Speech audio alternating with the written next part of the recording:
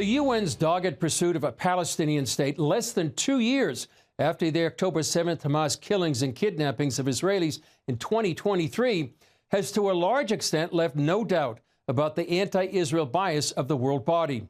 The Heritage Foundation's Eugene Kontorovich is currently involved in a lawsuit that sheds more light on how UN officials, both past and present, work against Israel behind the scenes.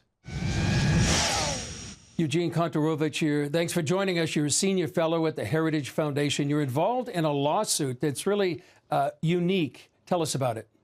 Francesca Albanese is a woman who worked for the United Nations. She had a position as one of the United Nations kind of professional Israel bashers, the special rapporteur for Palestine. And she has been essentially a Hamas supporter, justifying Hamas's attacks and making vicious blood libels against the Jewish state.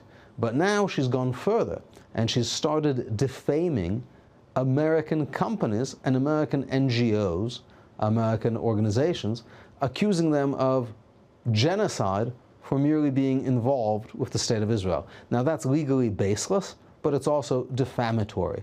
And our clients are two Christian charities who have a faith-based mission of helping the Jewish people in the Holy Land.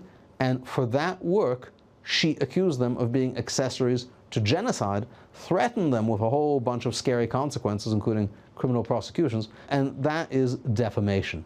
And for that, you can be sued in the United States, and we are helping them, in fact, sue her.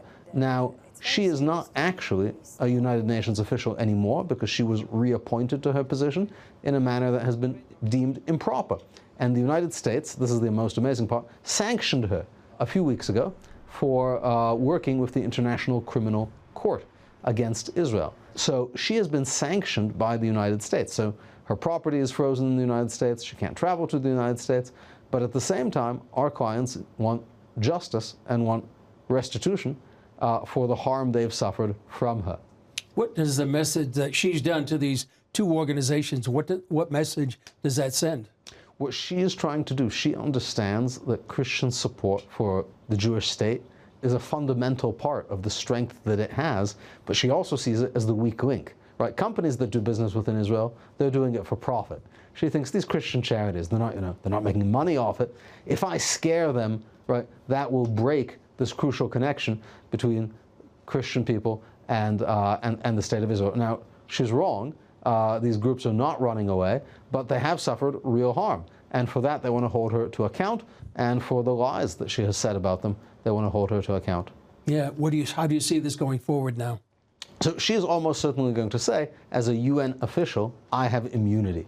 So that's part of the problem with the United Nations. They think they can do anything they want because they claim to have even more immunity from lawsuits than the President of the United States. But in fact, she isn't a UN official anymore, and that clearly is the view of the US State Department, which has imposed sanctions on her. Mm-hmm. So we're going to fight against her immunity argument, and hopefully we're going to show that you can't simply attack American organizations from behind the authority of the United Nations if you don't really have it.